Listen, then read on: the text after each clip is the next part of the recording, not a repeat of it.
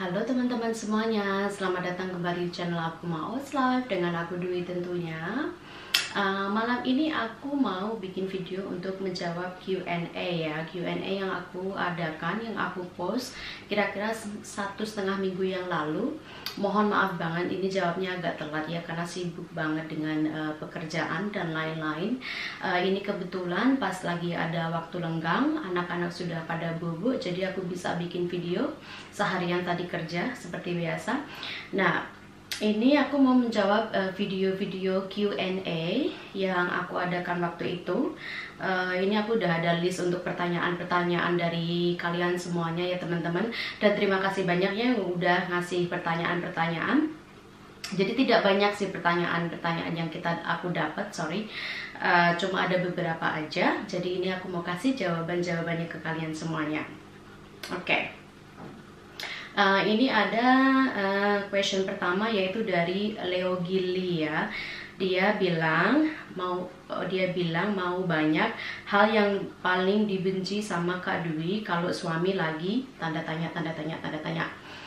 Oke, sebenarnya apa ya, yang namanya suami istri itu pasti ada hal negatif dan positif ya, ada yang baik ada yang buruk ya. Tapi kita sih yang penting kita compromise ya, bisa saling mengerti satu sama lain. Tapi satu hal yang paling aku nggak suka dari suamiku itu kalau pas lagi ngorok. Jadi kalau malam itu dia suka ngorok, dan ngoroknya itu keras banget dengkurnya. Aduh, kadang sampai saya itu ya tendang dia berkali-kali, bangunin dia untuk tutup mulut supaya tidak ngorok lagi, karena saya juga nggak bisa tidur. Dan kadang karena saking ngoroknya keras dan aku nggak bisa tidur, aku sampai pindah ke spare bedroom ya, tidur di situ. Karena kadang dia kalau kecapean itu ngoroknya itu ini banget, keras banget. Walaupun dia bilang katanya aku juga suka ngorok ya, tapi nggak tahu ya. Nah itu hal yang paling aku benci dari suamiku, yaitu saat dia ngorok ya teman-teman. Terus pertanyaan kedua, ini ada dari Rika Zuri Rika. Assalamualaikum, hola Mbak Dwi, aku subscriber dari Dusun Curug Bengkulu.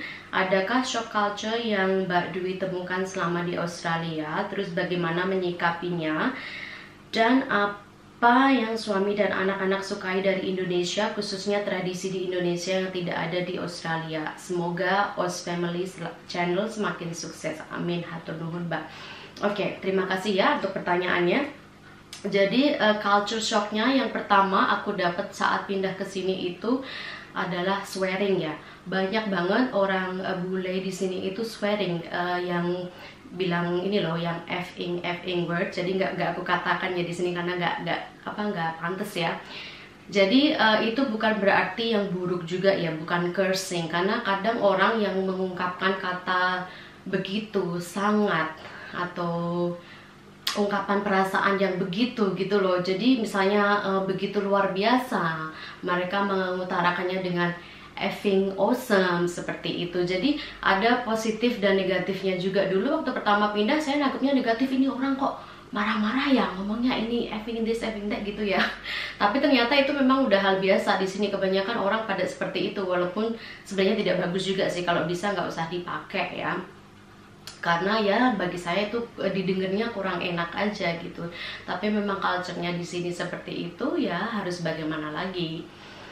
Terus yang kedua itu nggak ada late night shopping ya. Kalau mall-mall di Indonesia itu kan kebanyakan buka sampai jam 10 malam ya.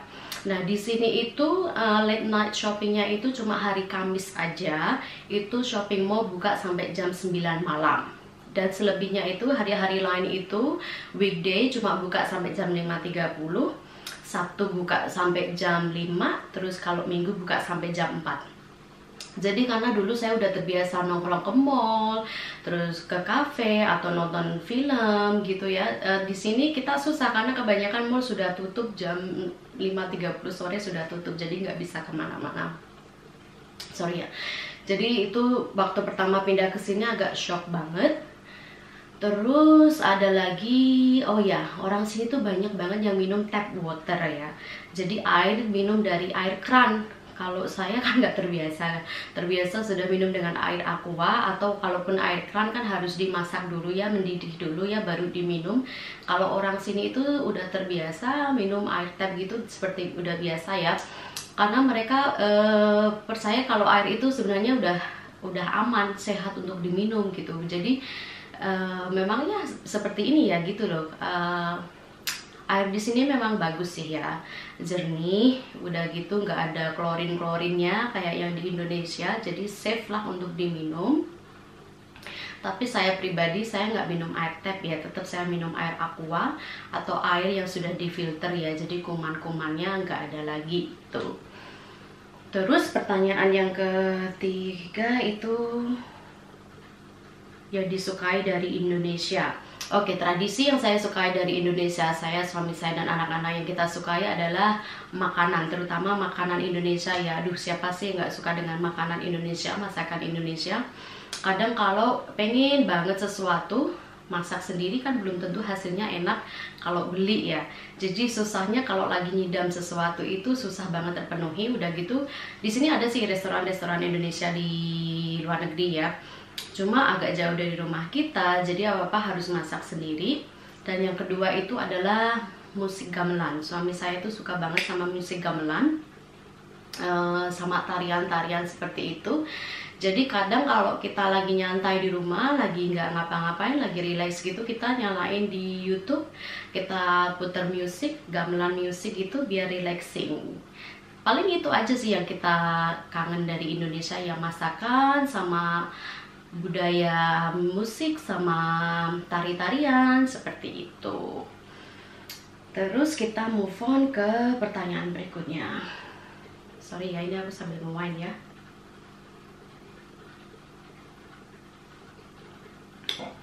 Oke. Ini pertanyaan dari Dwitia Larasati. Ceritain dong Kak Dwi pertama kali ketemu suami dan akhirnya menikah. Nah, ini bab ini aku akan jawab terakhir ya, karena ada beberapa yang nanya soal pertanyaan ini, jadi aku nanti jawabnya yang terakhir. Moga-moga video ini nggak kepanjangan ya guys ya. Oke, terus ini dari Novi Prasetyani 26. Kak Dwi pernah ke Indonesia nggak sama keluarga? Pasti. Setiap tahun saya selalu pulang ke Indonesia menjenguk keluarga saya.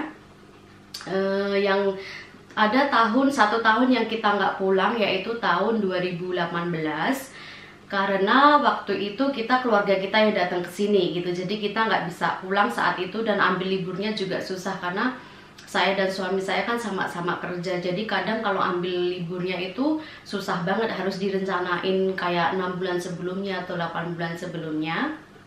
Tapi kita setiap tahun pasti kita pulang ke Indonesia, mengunjungi keluarga kita yang ada di Jawa, dan kita bawa mereka liburan ke Bali 1 tahun sekali ya. Dan kalau kita nggak pulang, pasti saya bawa keluarga saya ke sini. Jadi ibu saya, almarhum bapak saya, adik saya itu mereka semuanya sudah pernah ke sini ya. Hampir setiap tahun saya selalu bawa keluarga ke sini. Cuma untuk tahun ini belum tentu ya, pengennya tadi pulang. Saya terakhir pulang itu bulan Desember sama bulan Februari. Kebetulan waktu itu saya belum ngevlog lagi, jadi nggak masuk di video, mohon maaf. Itu terakhir kita pulang. Planningnya sebenarnya Juni kemarin itu saya harus pulang untuk menghadiri perkawinan adik saya. Cuma karena lagi pandemi, jadi border ditutup, dia belum bisa pulang. Dan saya juga punya rencana sebenarnya pengen membawa keluarga saya ke sini untuk Desember ini ya, Natal ya, antara Oktober November mereka ke sini gitu, ngerayain Natal bersama keluarga. Tapi karena bordernya juga belum dibuka, jadi belum tentu mereka bisa datang ke sini. Sedih juga sih ya, karena nggak bisa kemana-mana. Pengennya bisa kumpul sama keluarga, tapi mau gimana lagi, amannya kita stay di sini, belum boleh kemana-mana, jadi kita stay di sini dulu. Terus pertanyaan berikutnya, Rosita Evi menceritakan bagaimana ketemu suami sampai lahiran anak-anak. Sukses Mbak, selalu sehat dan bahagia bersama keluarga. Dan sama ya, pertanyaan ini saya jawab yang terakhir ya, karena panjang banget ceritanya. Terus ini juga dari Francisca Krishna, gimana Kak ceritanya dari ketemu sampai nikah sekarang? Share dong, hihihihi. Oke, tunggu ya. Terus dari Putri Nurul Faikoh, Kak Dwi kenapa suaminya kok nggak pernah dilihatin di kamera Kak? Oke Putri, jadi begini ya, suami saya itu orangnya tidak suka di kamera dan dia tidak suka diekspos. Dan dia tipe-tipe orang yang gimana ya, nggak suka publik, maksudnya di depan kamera itu dia nggak suka. Dia moto dia sendiri aja jarang gitu. Dan dia juga nggak punya sosial media, dia nggak punya Facebook, nggak punya Instagram, nggak punya Twitter. Jadi dia itu memang nggak percaya yang namanya sosial media, tahu nggak? Jadi susah ya ngejelasinnya ya. Jadi saya nggak mau maksa dia untuk masuk di video juga. Tapi ini akhir-akhir ini dia mau sih masuk di video ya. Tapi sedikit demi sedikit, kalau full on ke dia gitu juga nggak bisa. Dia mungkin nggak pede atau apa, kurang tahu juga. Cuma memang kalau saya tidak akan memaksa ya. Saya akan respect, hargain keputusan dia. Kalau memang dia lagi mau di video, ya saya video. Kalau enggak ya enggak. Jadi kalaupun saya misalnya masukin video gitu, saya selalu minta izin dulu ke dia. Dia boleh nggak aku masukin di video. Jadi nggak sembarangan saya masukin gitu ya. Karena apa ya, udah dasarnya dia orangnya lebih ke diri sendiri. Jadi susah dijelasinnya. Memang nggak suka sama kamera. Dan yang kedua itu karena kan kita sama-sama kerja ya. Jadi susah untuk nyari waktu bersama. Jadi kalau saya kerja, dia yang di rumah. Kalau dia di rumah, saya yang kerja gitu. Jadi waktu bersamanya susah. Makanya saya juga bikin video ini paling seminggu bisa 2 kali atau sekali gitu. Jadi waktu pas ada waktu luang aja, pas lagi nggak kerja, pas lagi nggak capek. Mungkin untuk kedepannya supaya bisa lebih aktif dan supaya dia bisa masuk ke kamera juga ya, fingers crossed ya guys ya. Sedikit demi sedikit udah mau masuk di kamera sih. Cuma saya nggak akan memaksa. Oke. Terus ini dari Anggi Arista, pertanyaan dia, kakak agama apa? Oke. Agama saya Muslim ya, Islam. Dan ya, agama saya Islam. Terus ini Wisnani, kakak udah lama tinggal di Australia, menikah tahun berapa? Seneng banget kalau bahagia. Ini nanti pertanyaan ini jawabannya juga akan ada di video saya cerita bagaimana saya ketemu dengan suami saya ya, jadi tunggu. Oke, itu pertanyaan terakhir sih. Oh bentar, ada satu lagi. Pertanyaan satu lagi dari Sri Wulan. I'm so happy finally I can see your husband. Hahaha. By the way kak, cerita tentang pertama kenal suami sama pengalaman bisa kerja di situ dong. Oke, jadi yang akan aku cerita itu adalah awal mula saya ketemu suami saya ya. Dan mudah-mudahan ini ceritanya nggak lama ya guys, saya persingkat saja biar durasinya juga nggak lama. Oke, jadi saya itu kenal suami saya itu dulu di Bali, di Pulau Dewata. Kita kenal tahun 2007, Januari 2007. Waktu itu dia lagi liburan, kita juga lagi liburan. Dan saat itu dia sudah ada pacar ya. Saya pun juga deket sama orang lain. Waktu itu kita tuker-tukeran nomor HP sama email. Dan sering berkomunikasi juga lewat email atau lewat HP, SMS, seperti itu. Dan gimana ya, ini agak lama juga sih ceritanya ya. Bentar ya, aku minum dulu ya.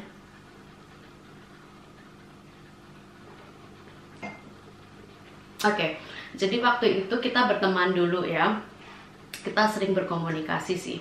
Walaupun kita jarak jauh ya, aku di Indonesia, dia di Australia. Dan saat itu pun saya waktu itu di Jakarta, saya kerja di Jakarta. Waktu itu saya kerja sebagai international travel consultant. Jadi memang saya udah di bidang pariwisata ya. Dan saya juga punya banyak teman bule-bule yang ada di Jakarta. Dan nggak tahu kenapa yang naksir sama saya waktu itu tuh pasti kebanyakan bule. Nggak ada orang lokal yang suka sama saya, nggak tahu kenapa. Mungkin karena saya kuduk kali ya, hitam, nggak tahu. Tapi somehow itu banyak banget waktu itu yang naksir, itu kebanyakan bule. Teman saya banyak yang bule, jadi udah terbiasa hangout sama teman bule ya. Dan saat itu saya juga nggak berpikiran kalau kita bakalan berjodoh, karena kan kita jaraknya jauh dan komunikasinya juga waktu itu cuma sebatas teman aja sih, saling sapa menyapa. Dan waktu itu 2008 dia cerita kalau dia putus sama pacar dia. Dan waktu itu saya juga cuma deket sama teman aja sih, nggak ada status apapun ya relationship sama seseorang. Cuma waktu itu saya ditaksir sama bule dari London sama bule dari Jerman, tapi saya nggak cocok aja, jadi kita stay berteman. Dan tahun 2009 karena kita sering banget ngobrol. Waktu itu saya nggak punya internet ya, karena saya kos di Jakarta, itu di kos-kosan saya nggak ada internet, nggak ada wifi. Jadi satu-satunya akses untuk berkomunikasi waktu itu melalui handphone. Dia sering banget SMS dan telepon saya, itu komunikasi kita menjadi dekat dari situ ya. Dan tahun 2009 itu dia nembak saya, katanya dia suka sama saya. Saya kira dia gombalin saya, nggak mungkin kamu suka sama saya karena kan kita jauh, kamu di sana aku di sini, nggak mungkin lah, bla bla bla seperti itu. Sampai akhirnya dia, oh enggak, aku bener-bener suka sama kamu, aku akan datang, aku bener-bener, kata dia gitu. Akhirnya dia datang pertengahan 2009 mengunjungin saya. Terus akhirnya dari situ kita, oh ya ini kayaknya dia benar-benar serius juga. Walaupun saat itu saya cerita sama dia kalau saya juga lagi deket sama bule London ya, dia dulu itu dosennya di BINUS waktu itu, tapi saya nggak yakin gitu kalau ini akan menjadi hubungan pacaran gitu, kayaknya cuma sebatas teman aja. Saya tahu dia suka sama saya, tapi saya nggak merasa comfortable untuk menjadi pacar, jadi waktu itu cuma sebatas teman, dia tahu itu. Dan tahun 2010 itu saya dilamar. Oh, kita pergi ke Bali ya, kita arrange holiday ke Bali. Saya nggak tahu kalau dia akan melamar saya waktu itu.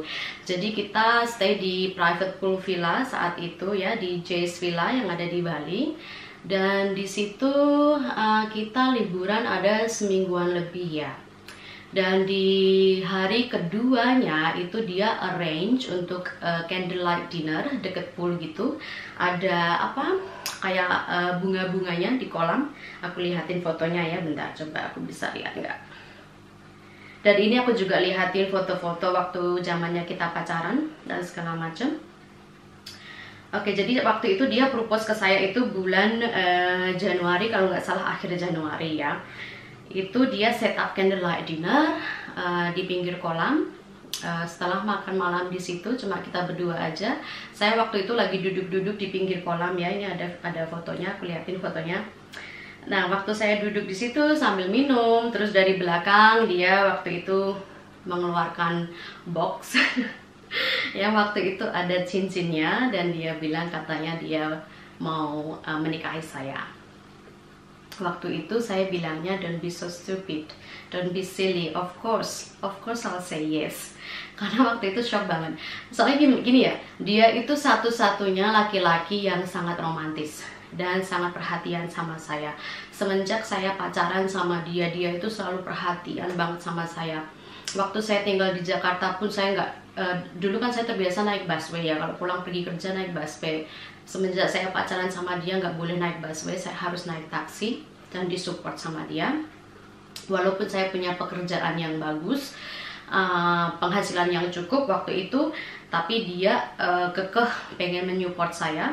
Saya waktu itu dikasih kayak Mastercard gitu, kartu yang diisi uang sama dia yang bisa saya pakai untuk keperluan sehari-hari.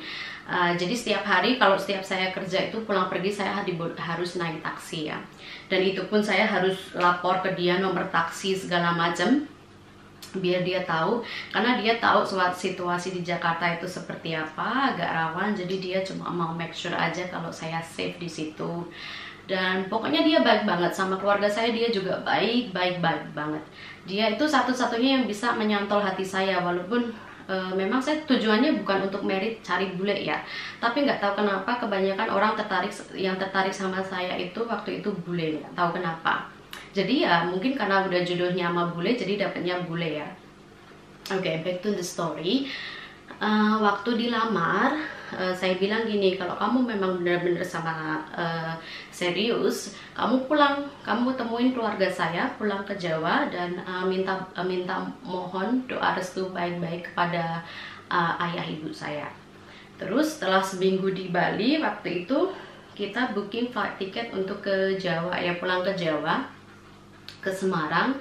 Nah di situ dia waktu itu ngelamar saya, bener-bener minta persetujuan ke bapak ibu saya, boleh nggak saya kalau meminang anak bapak ibu. Saya bener-bener serius, saya pengen menjadi suaminya, pengen bertanggung jawab dan segala macamnya. Ini aku lihatin fotonya.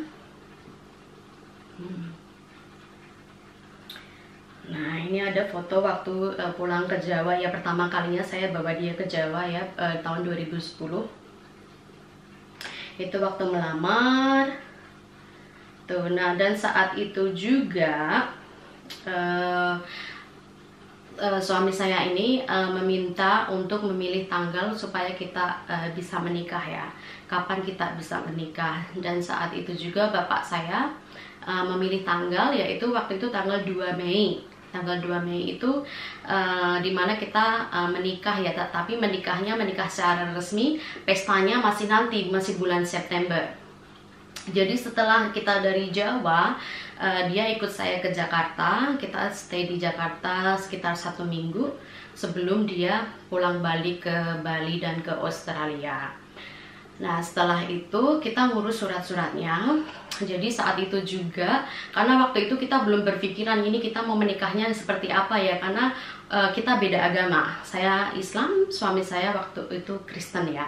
Saya nggak pernah memaksa dia, nggak pernah meminta dia untuk pindah agama. Waktu itu dia langsung bilang sama saya, "Beb, aku lagi di masjid," kata dia gitu. "Hah? Ngapain di masjid?" Jadi di Gold Coast ini juga ada masjid ya, masjid besar gitu, satu-satunya masjid atau ada beberapa juga nggak tahu. Kata dia pindah agama Islam dengan keinginan dia sendiri. Dan waktu itu juga dapat sertifikasi dari masjid sama imamnya ya. Dan sertifikat itu harus kita bawa ke embassy ya waktu itu ya, untuk syarat agar kita bisa nikah di Indonesia. Jadi bulan Maret dia datang lagi, dia datang ke Jakarta bawa surat-suratnya. Lalu saya bawa ke kedutaan Australia yang ada di Kuningan waktu itu. Saya kasih surat-surat untuk meminta izin agar supaya dia bisa menikah di Indonesia.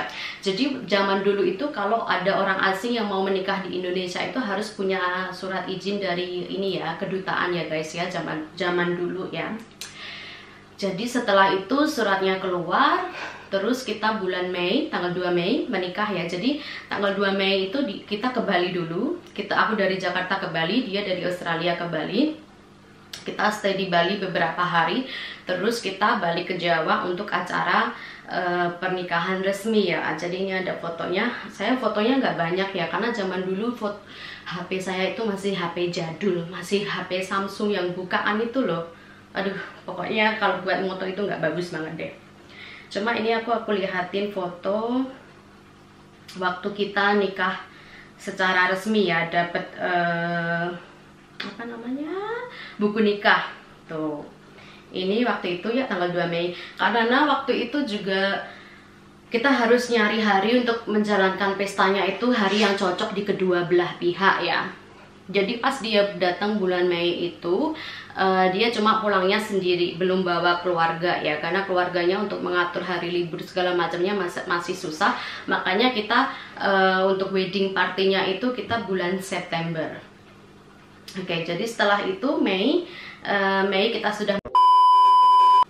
Aduh maaf ya teman-teman, tadi nggak tahu kenapa kamera saya tuh tahu-tahu mati sendiri, padahal baterainya itu masih banyak tuh, masih ada 3/4, nggak tahu-tahu mati. Jadi ini saya lanjut lagi ya. Setelah tadi sampai setelah wedding, jadi kita ke Jakarta. Langsung urus untuk bikin partner visa waktu itu. Jadi semuanya kita urus sendiri. Kita pergi ke kedutaan Australia yang ada di Jakarta, yaitu di Kuningan. Kita apply untuk partner visa. Saat itu harganya masih lumayan ya, sangat murah dibanding harga yang sekarang ya. Waktu itu kalau nggak salah sekitar 20 juta untuk apply partner visa.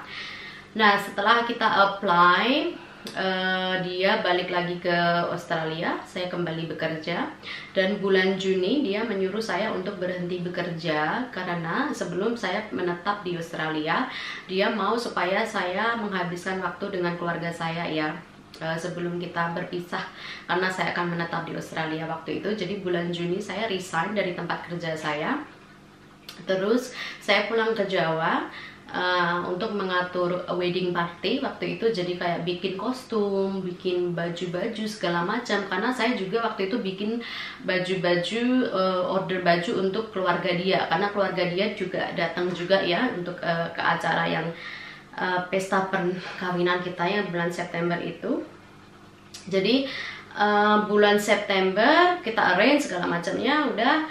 Terus September itu apa? Oh ya, tanggal 19 September itu kita pestanya.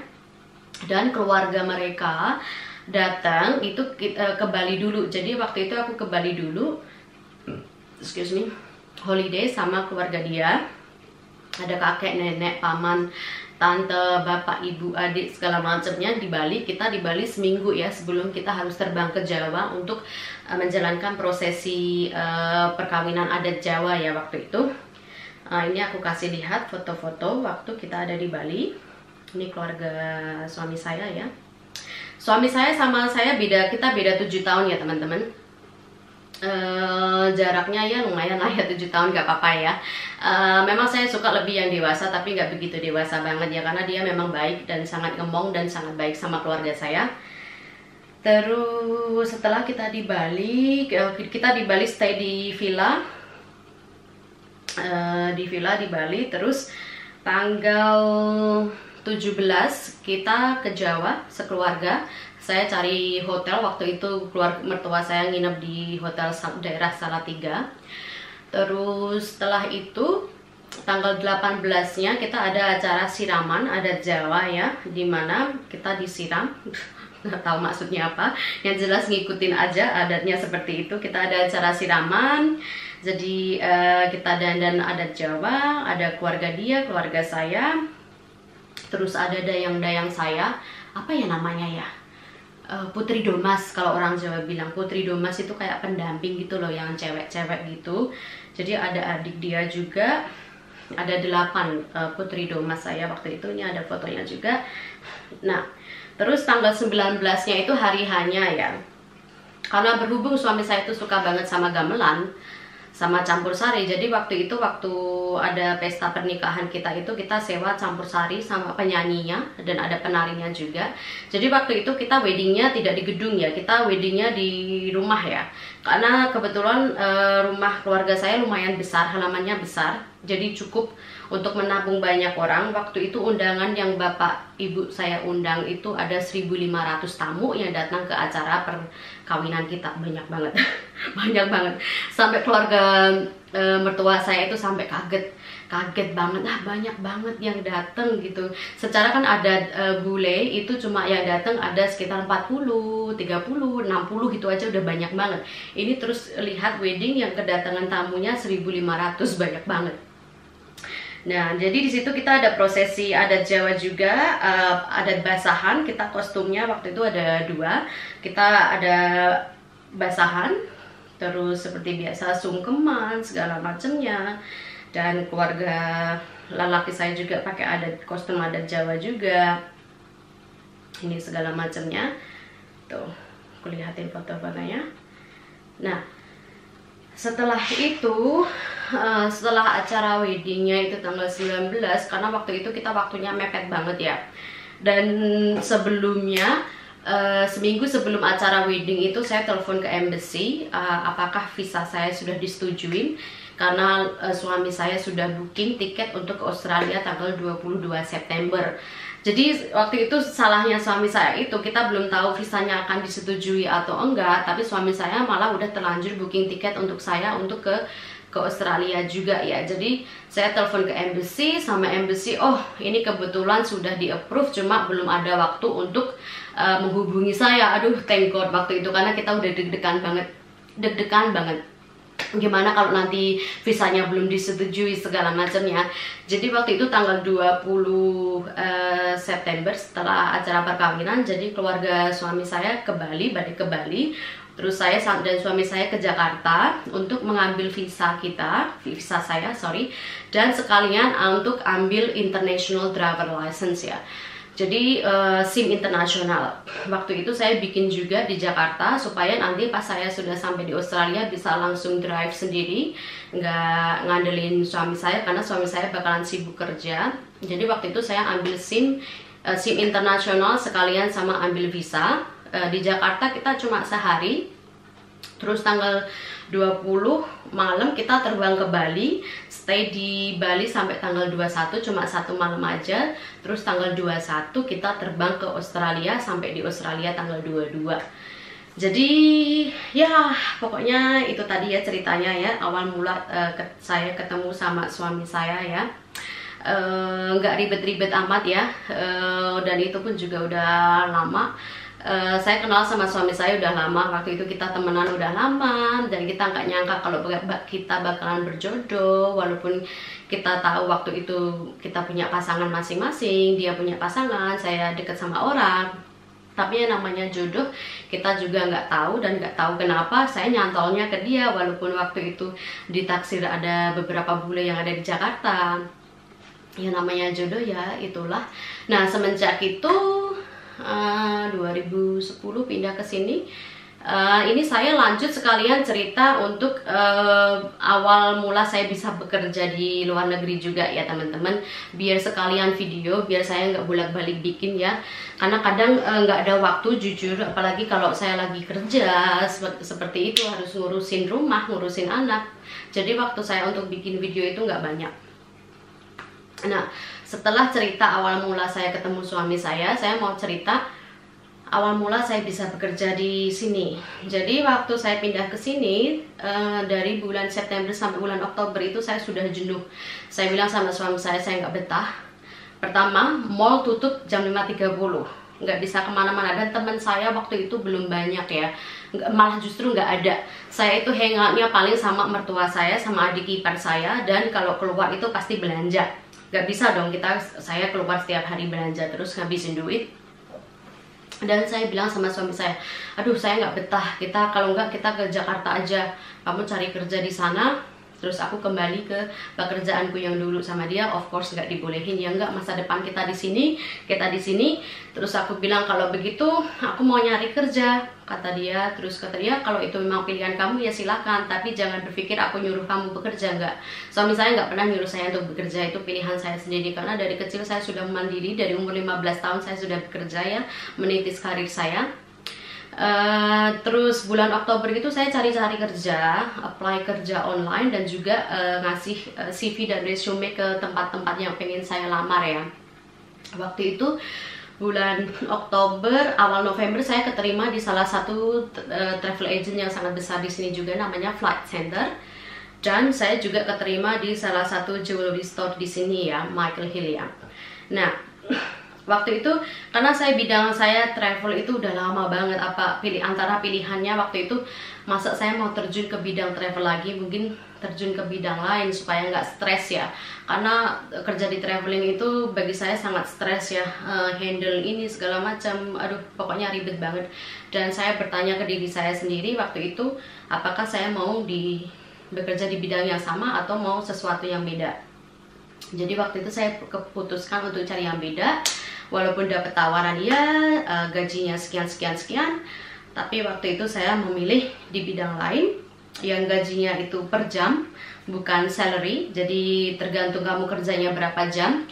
Dan saya November itu sudah masuk kerja ya, kalau nggak salah saya mulai masuk kerja itu 18 November. Jadi nggak lama saya nganggur di sini ya.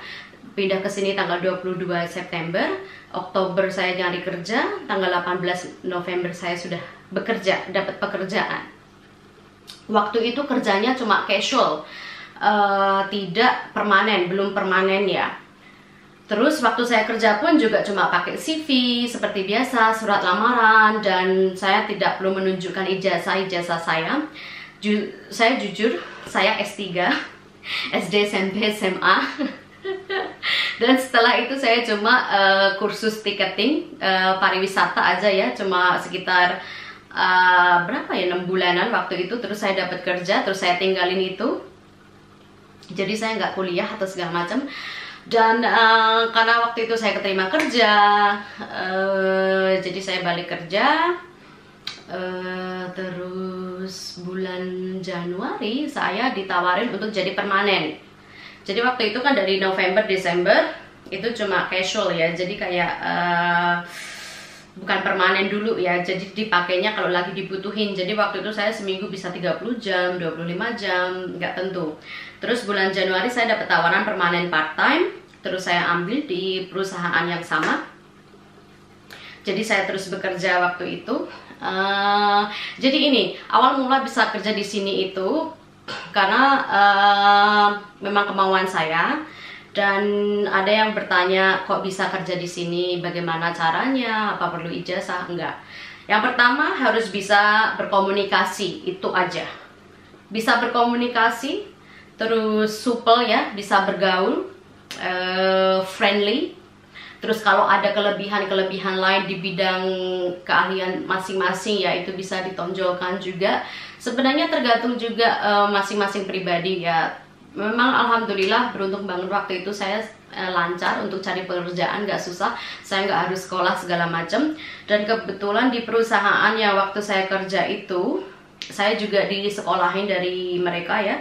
Saya disekolahin untuk mengetahui product knowledge segala macam, disekolahin untuk dapat sertifikat retail 3, sertifikat 3 in retail, terus disekolahin untuk manajemen, untuk selling program segala macam. Jadi suatu hari nanti kalau saya pengen masuk ke manajemennya, saya sudah ada apa ya, kayak backgroundnya, kayak ada udah pengetahuannya, karena beruntung saya disekolahin dari perusahaan yang saya kerja. Saya berhenti bekerja 2012, kita pindah ke Bali. Waktu itu saya dan suami saya kita punya bisnis, menjalankan bisnis menyewakan villa di Bali, dan kita memutuskan untuk having break from work. Kita pindah ke Bali sambil proses untuk bikin lagi, pengen punya momongan gitu. Jadi kita udah 2 tahunan waktu itu menikah, yuk kita udah saatnya membangun rumah tangga, punya anak. Jadi kita bersantai ria di Bali sambil menjalankan bisnis juga. Dan waktu itu saya walaupun di Bali punya bisnis, saya juga nggak mau duduk diam aja, saya tetap kerja di perusahaan lain juga.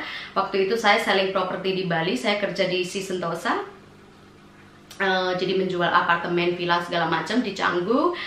Dan waktu itu kita terus hamil, aku hamil. Terus setelah itu tahun 2013, pertengahan 2013 itu kita balik lagi ke sini, kita jual semuanya karena kita memutuskan untuk membesarkan anak-anak di sini ya. Jadi kita pack up everything, pindah lagi ke Australia, dan sampai sekarang saya nganggur itu cuma 2 tahun ya teman-teman. Nganggur itu waktu saya setelah kelahiran anak saya pertama, karena waktu itu setelah kelahiran anak pertama 3 bulan setelahnya itu saya hamil lagi ke anak saya yang kedua dan yang terakhir. Setelah itu 2 tahunan lebih, anak cowok saya umur berapa bulan ya waktu itu, 6 bulan 7 bulan saya balik kerja lagi karena saya bosen di rumah. Dan waktu itu beruntung saya punya keluarga saya di sini. Pokoknya setiap tahun saya pasti ada keluarga di sini. Ibu saya kalau di sini itu sampai 9 bulan, 12 bulan. Terus adik saya kadang kalau di sini juga sampai 6 bulan, 3 bulan. Pokoknya pasti saya selalu ada keluarga yang di sini walaupun saya jauh dari keluarga suami saya ya. Paling enggak saya ada bantuan sedikit dari keluarga saya, mama saya atau adik saya. Dan makanya waktu itu saya memutuskan untuk balik lagi ke dunia pekerjaan karena ada mama saya yang bantuin ngerawat anak saya. Dan waktu itu pun kerjanya sama ya, sama yang saya kerjakan sekarang, cuma 3-4 hari seminggu, paling nggak 15 jam seminggu atau 20 jam seminggu, cuma untuk sampingan aja. Jadi terus kalau pas udah keluarga saya nggak ada di sini, nggak ada yang bantuin, jadi saya masih bisa bekerja waktu suami saya nggak bekerja gitu. Jadi kita share ya. karena kita nggak pakai childcare. Childcare di sini tuh mahal banget, satu anak bisa $100 sehari. Bayangin kalau anak saya 2, sehari bisa $200. Gaji saya nggak cukup untuk mencukupi untuk biaya childcare ya. Mending nggak kerja, duduk di rumah ngerawat anak. Tapi memang saya orangnya nggak bisa untuk cuma stay di rumah saja, bosen. Saya maunya beradaptasi, bekerja iya, ibu rumah tangga iya, istri iya, pokoknya apa aja saya jalankan, nggak punya pembantu nggak masalah, justru bisa mandiri ya, apa-apa dikerjakan sendiri, nggak perlu ngandelin orang, jadi ya lebih mandiri aja. Kalau seandainya saya tadi tinggal di Indonesia, pasti saya udah ada pembantu ini, yang terus jaga baby sendiri segala macam, jadi malah kedekatan sama anak malah nggak bisa attachmentnya beda lah ya kalau yang dirawat sendiri sama orang lain, menurut saya pribadi. Jadi ya alhamdulillah saya masih bekerja sampai sekarang, 2 anak. Ya itulah cerita hidup saya ya teman-teman. Bingung saya mau ngomong apa ya, dan maaf ya jika saya agak nervous karena saya ini pertama kalinya duduk di kamera lama ngobrol cerita. Sebelumnya belum ada pengalaman seperti itu, jadi mohon maaf jika saya ada agak grogi sedikit ya, mohon dimaafkan. Anyway, itulah cerita kehidupan saya. Semoga kalian tidak bosan, dan sekali lagi jika ada kritik dan saran, tolong silahkan komen di bawah ya. Apapun itu saya akan tetap ambil positifnya aja. Saya nggak akan, kalaupun ada yang negatif, saya nggak akan tersinggung, nggak akan berkecil hati. Itu akan menjadi tuntunan saya untuk bisa lebih baik.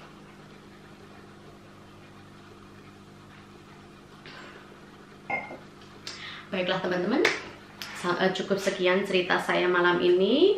Terima kasih sudah mendengarkan curhatan saya, dan sampai ketemu di video aku berikutnya. Ciao ciao, bye.